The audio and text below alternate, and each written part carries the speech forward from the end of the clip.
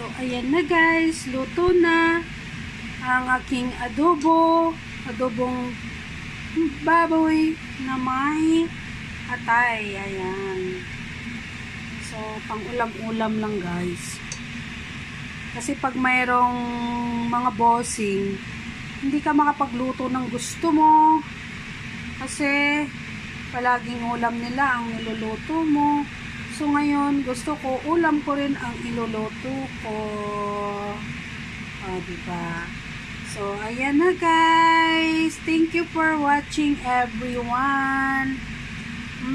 Ayan na ang aking adobong baboy at saka